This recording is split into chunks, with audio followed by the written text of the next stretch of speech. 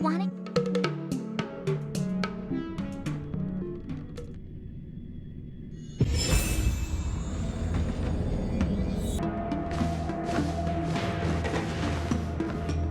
I am glad to finally meet you in person, guests from the Astral Express.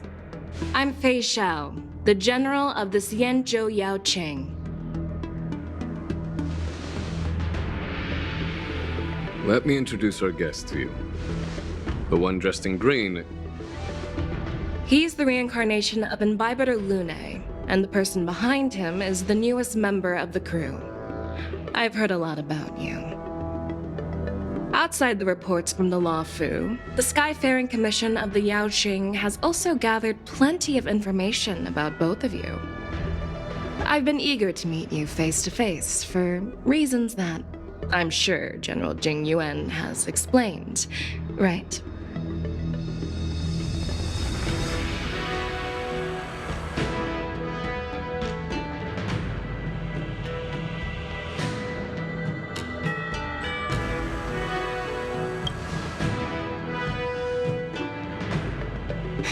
That's right.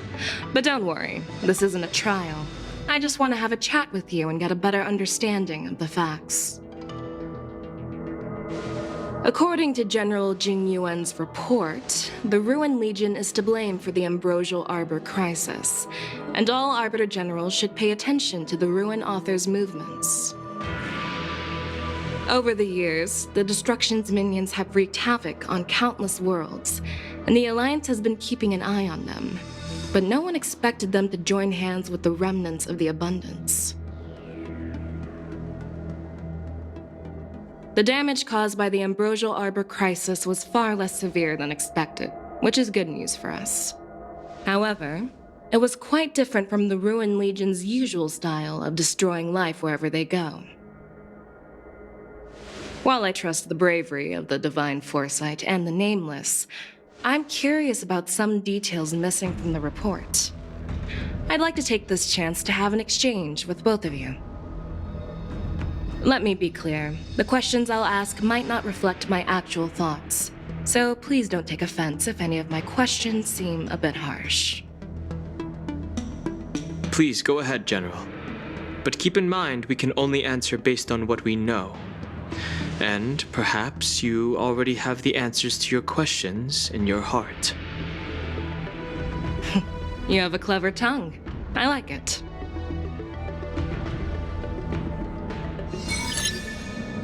The Merlin's claw is quite articulate. Right now, her intentions are unknown, and Jing Yuan wants us to be honest. Maybe I'll just stick to the facts we know. Let's cut to the chase. Before the crisis struck, the Astral Express was guided here by a Stellaron hunter, a wanted felon, in an attempt to resolve the Stellaron crisis. However, everyone in the cosmos knows of the Stellaron hunter's reputation. So, why did you place so much trust in them? Could it be that some of you have a connection with them? Apart from the La Fu, there are many other worlds suffering from Stellaron corrosion. For example, Eurillo 6, the world that the Express stopped at before reaching the La Fu, was one of them. To the Express, Stellarons act as roadblocks on the Silver Rail and pose risks to the warping process. And that's why dealing with Stellaron issues is part of the duty of the Nameless. Ah, I've heard about those problems caused by Stellarons. The Express connects various worlds, so it makes sense for you to take care of this. The cosmos is a mess, and the Trailblazers are just doing their best to fix it. I understand. Let's move on to the next question. The report suggests that Don Shu, the master of the disciples of Sanctus Medicus, colluded with the Lord Ravager and used the power of the Stellaron to resurrect the Ambrosial Arbor. But here's the thing. Don Shu was just a chief alchemist. Even if she colluded with our enemies and summoned the Stellaron, how did she manage to bypass the Videodora guards around the Ambrosial Arbor? I personally met Don Shu once. Her closest friend was killed during the war on the Fanghu, and she harbored deep hatred towards the Hunt. So she spent years making preparations in the Alchemy Commission in order to take revenge on the Xianzhou. Revenge is also a form of the Hunt. However, that doesn't explain how she managed to bring the Stellaron into the Scale Gorge waterscape, which was guarded by the Videodora. Well, you should ask Don Shu herself for the answer. Unfortunately, Don Shu is dead, and even her corpse has crumbled into ash. That's one less clue we can pursue. According to the report, Lord Ravager Fantilia is the mastermind behind the entire conspiracy. She disguised herself as an ambassador of the Skyfaring Commission and traveled with you, only to vanish without a trace later on. It seems too convenient to label her as a scapegoat.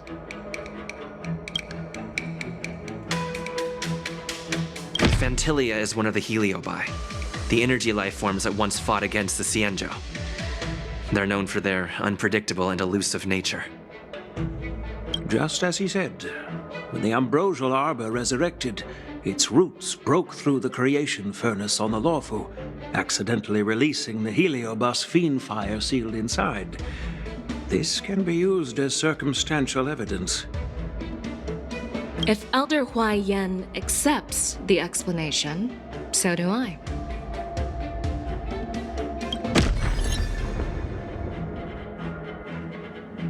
Oh, it seems that your answers have addressed all my questions. Generals, I am finished with my questioning. So, what do you think, General Fei Shao? Have the doubts in the report been cleared up? The two nameless have been honest in their answers. Even though there are some tricky details, my intuition tells me there is nothing wrong. However, the 3 questions I posed earlier were not just for the nameless, but for you too, General Jing Yuan. First, the disciples of Sanctus Medicus grew uninterrupted on the Law Fu, yet the 6 charioteers were not aware of it. That was a dereliction of duty. Second, you believed in the Stellaron Hunter's prophecy and entrusted outsiders to solve the crisis, even granting them access to the Plague Mark. That was a dereliction of responsibility.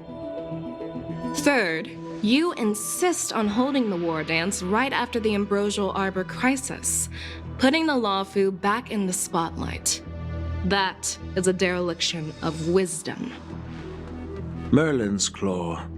Is this your line of thinking, or the 10 Lords? From the moment I walked in, I made it clear that the questions I'd ask might not reflect my actual thoughts. The disciples of Sanctus Medicus were deeply rooted and had been plotting for a long time. I admit it was my negligence for not noticing it earlier. As for the Stellaron Hunter's prophecy, I didn't believe all of it, but in the end, the Lawfu did survive the Ambrosial Arbor crisis. So, I think it's safe to say that Elio's prophecy about the future holds some merit. And as for the war dance, do you think I'm unaware of the risks? However, risks can also be opportunities. The Lawfu has lain low for too long. I believe it's time to stir up the dregs hidden in the depths and wash them away once and for all. Just as I expected from our sophisticated divine foresight. You have a way with words. I like it. But, unfortunately, ever since the report was submitted, the Alliance has been filled with rumors and speculation. Even within the Lawfu, there are people accusing you of neglecting your duties, resulting in the Ambrosial Arbor's resurrection. So what are your thoughts on all of this, General Fei Shao? As a fellow Arbiter General, I fully understand the difficulties of this position. Personally, I think all these rumors are meaningless drivel. Across the sea of stars, the divine foresight knows better than anyone else what happened on the Luofu and the meaning behind it. Just as what happened on the Xianzhou Yaoqing recently. You knew the Xianzhou Yaoqing is also... The scouts of the Verdant Knights have sent back reports that Borisin are making trouble again. The Borisin packs that were once divided and scattered have started swallowing each other up, forming larger and larger packs. Moreover, there's an entity named Mongoose behind it all. An entity? According to the report, this entity isn't actually a Borisin. It's a woman claiming to be the messenger of the Master of Immortality. She's described as having 12 faces and 12 pairs of fangs, as cruel as poison and as elusive as quicksand. The Borisin believe she'll give them a chance to rise again. That's Ventilia. That's right. You're lucky that I'm the one who came this time. If it were the Patina Justice or the Seer Strategist, this conversation might not be so friendly. I've always had faith in my instincts, so I don't doubt your good intentions. But the Alliance has its fair share of questions and doubts about the Luofu.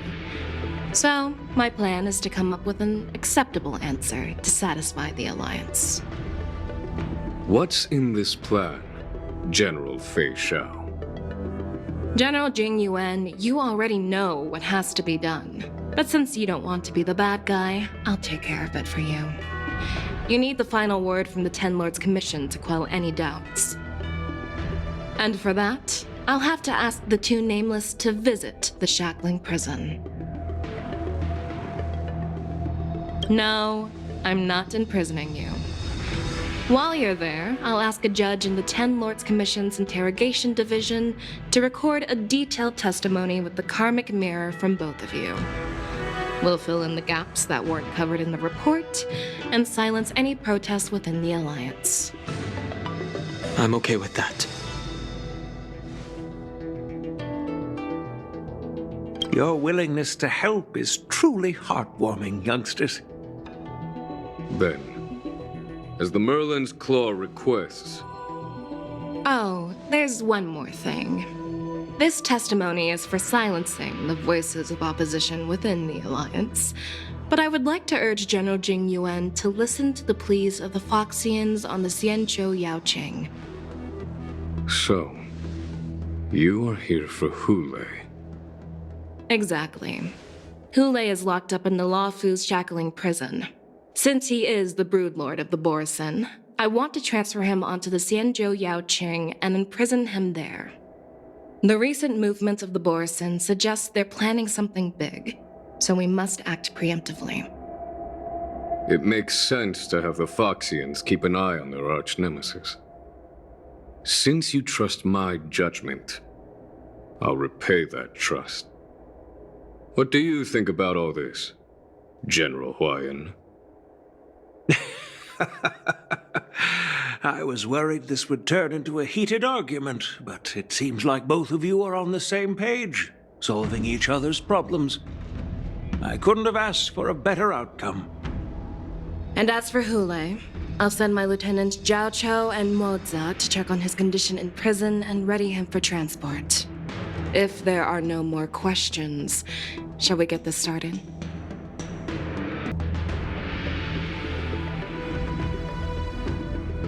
Do you actually believe in the Stellaron Hunter's prophecy?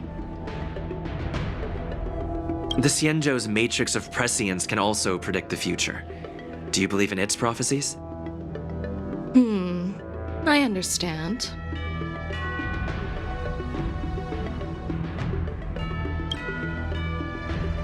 While words can be deceiving, your gaze, your breathing, and your scent, they reveal more than your words do. I trust my intuition more than any words.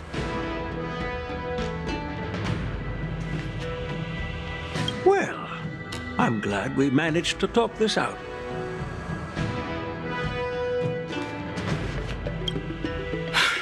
I'm really sorry about all this. But the testimony in the shackling prison won't take up much of your time. I'll call for a messenger to take you to the interrogation division. You just need to give your testimony, and then you can head back. So no need to worry. As you wish, General.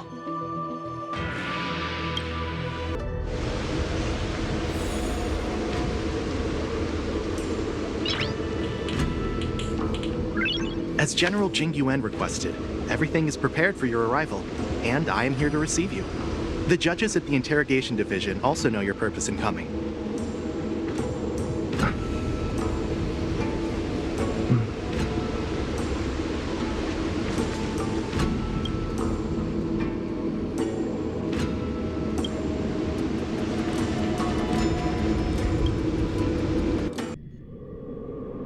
The shackling prison. I didn't expect to be back here after all these years. Dunhong. Don't worry about me. If you're ready, I'll open the gate for you.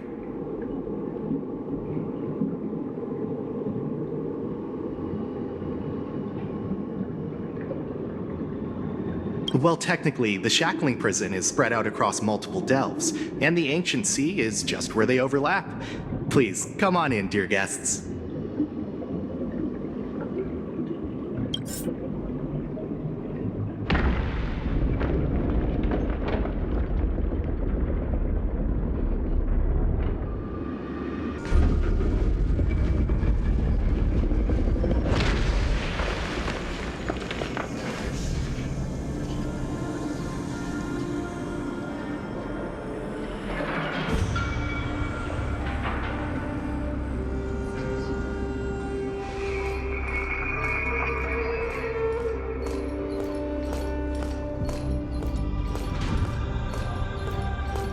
What are you looking at? The shackling prison on the Luofu is completely different from the one on the Yaoqing. It's completely underwater.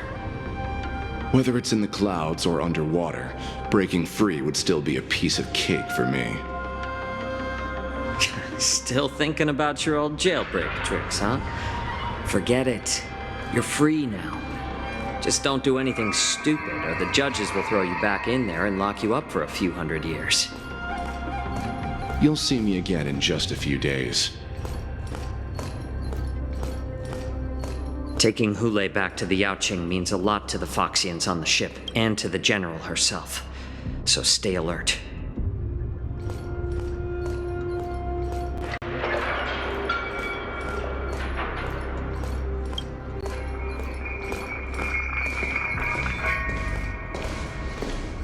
Guests, my name is Shui Yi, and I'm here on orders from the Incarceration Division of the Ten Lords Commission. We're Jiao Cho and Moza. General Fei Xiao sent us to extradite the Borisin criminal Hule to the Yaoqing.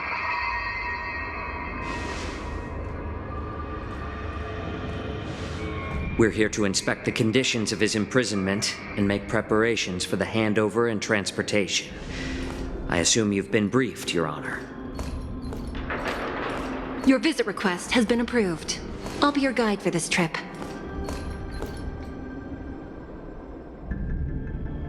Prisoner Hule, the warhead and brood lord of the Borisin abominations of abundance and the arch-nemesis of the Foxians, is responsible for 2,123 wars of aggression and countless associated crimes. Due to his heinous acts, he has been imprisoned in the depths of the shackling prison and subjected to the punishment of the Forest of Swords until the end of time. He shall never be pardoned. No need to repeat his crimes and sentence, Your Honor. He is the greatest enemy of us Foxians. The stories of his atrocities are used to terrify our children. I'm well aware of every crime he's committed. Let's move on to the next step. When it comes to visiting criminals, there are rules in place to ensure your safety. I know you've heard legends about Hule since you were children, but your knowledge about him is likely very limited. Only the judges of the Ten Lords Commission truly know what kind of abomination is locked up at the bottom of the shackling prison. It has been centuries since Jing Liu, the former sword champion of the Luofu, captured Hulei. And during all those years, we never provided him with any food. Yet he somehow managed to stay alive.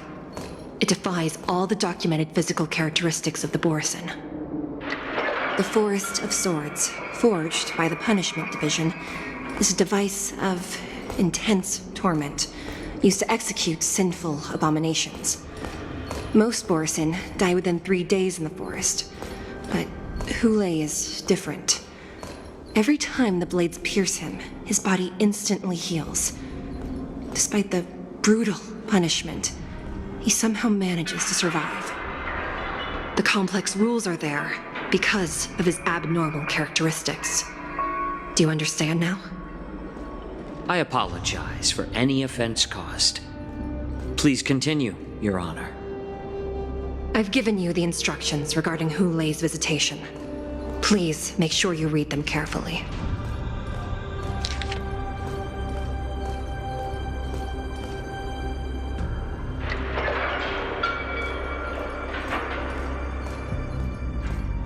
And please, take this pellet before proceeding. No, I'm not taking random medicine. Then you won't be allowed to visit Hulei. Just swallow it already. Hulei is like all Borison. He can release a pheromone called lupatoxin that induces fear.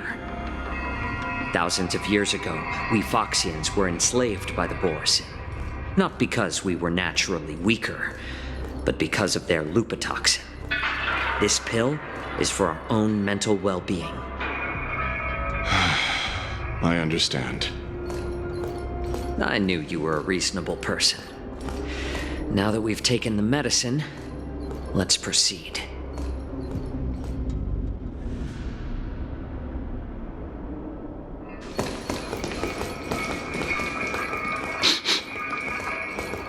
Your Honor. What is it? No, never mind. Maybe I'm just imagining things. Let's keep moving.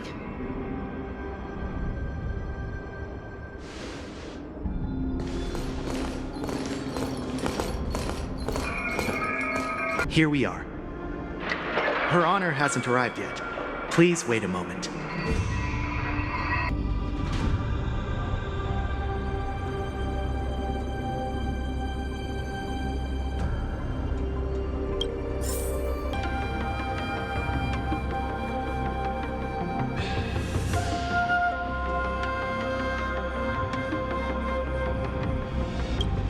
Welcome, dear guests from the Express. Judge Hanya of the Interrogation Division. We've met before. Glad to meet you again. Please allow me to express my gratitude to you again for subduing the demons in the Fixtral Garden. Looks like while March 7th and I were clueless, you already made many friends on the Xianzhou Luofu.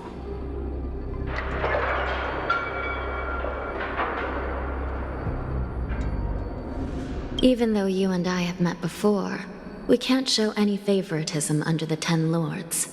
So, please do as I command as we head to Scrivener Hall and beyond. Don't do anything without my permission. This is not a place for ordinary mortals. You and Mr. Danheng, please come with me. Please lead the way, Your Honor. Please let me activate the mechanism before we all move forward. And please, watch your steps.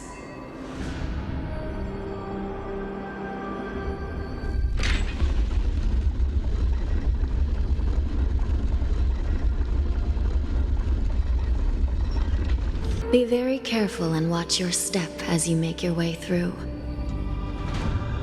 The terrain inside the shackling prison is treacherous. One wrong move, and you could end up plunging into the depths. And if you're really unlucky, you might be frozen solid or burned to a crisp before anyone can help you. She... But with your skills, I don't think you need to worry about that.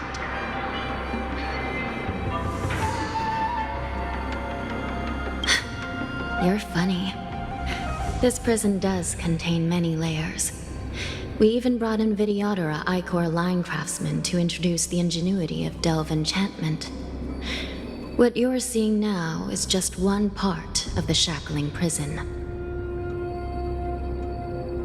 Perhaps. Judging from the appearance, much of the architecture in this prison has a Vidyadoran style. So, perhaps they did have a hand in building this place back then. As for how many floors there are, well, not even us judges know for sure. But there's a legend among us judges that a short-life prisoner once tried to escape, but ended up falling into the depths. And when we found him at the bottom, he was already an old man on the brink of death. Did he spend his whole life falling? Or did some long-life prisoner drain his life essence? We'll never know. Anyway, please don't try anything like that. Please, come this way. I heard the war dance is about to be held in the mortal world. I remember watching a sword duel at the war dance with my sister when we were young. The Cloud Knight, who was the Luofu's ringmaster, was an amazing swordsman, and their sword flashed like lightning. The Outworld Challenger had fiery red hair and a hand made of steel, which roared like thunder. They battled for a long time before a winner could be declared. Time sure flies.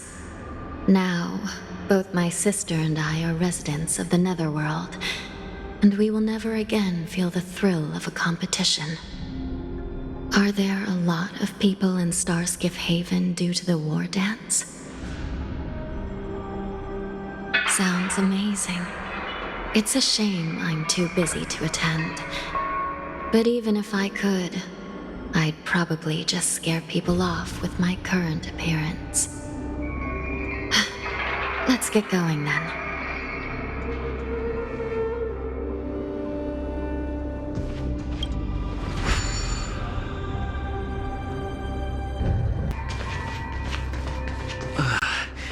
It's freezing. This place is filled with the cold air from the northern peak of the polar delve. Even the toughest long-life species would have a hard time enduring this. Did you hear something just now? Let me check it out. Ugh, what an eyesore. This place is packed with boxes and crates. These crates, they look oddly familiar. A few days ago, the Spiritfarers received reports about an IPC transport ship that was attacked by Borison. Then, a bunch of those abominations were dumped into this place. I had a feeling there would be trouble during the war dance, but throwing both the pirates and the cargo in jail? That's a new one.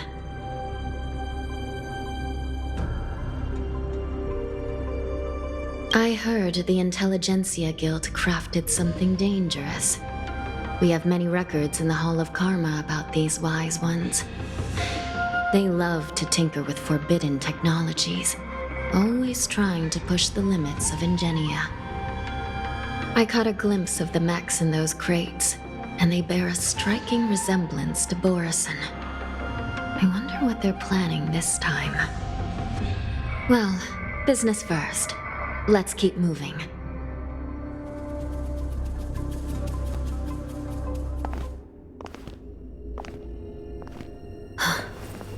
Strange. I don't remember checking the containment facilities a second time.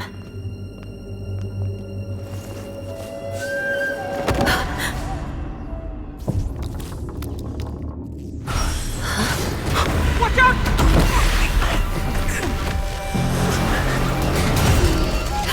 Emergency! All wardens prepare for action! Emergency!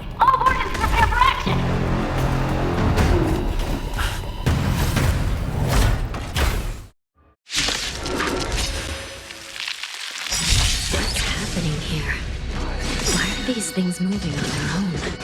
Something's wrong. Guards aren't responding.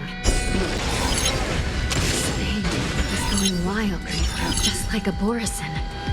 Looks like we're on our own for this one. It's not the end. But how is this even possible? The Spiritfarers follow the protocols, cutting off power to the mechs and sealing the crates. How could these mechs still start moving? It's just like what happened in the Artisanship Commission before. These goods went haywire and attacked everyone in sight. The Alchemy Commission members examined them and found some unusual structures within. These things showing up in the shackling prison can only mean one thing. A prison break. And whoever delivered these goods clearly wanted them to go through the Xianzhou's strict inspection process to show the Skyfaring Commission and Cloud Knights how dangerous they were. They wanted these mechs to end up right here, in the shackling prison. If these things already started taking action while nobody was paying attention, then the whole prison is in trouble, I'm afraid. And to make things worse, another group of visitors just entered the depths of the shackling prison, the messengers from the Xianzhou Yaoqing. And the prisoner they came to visit might be the target whom these wolf-shaped mechs were delivered here for. If that vicious beast manages to break free, it will be a catastrophe for the Xianzhou Luofu.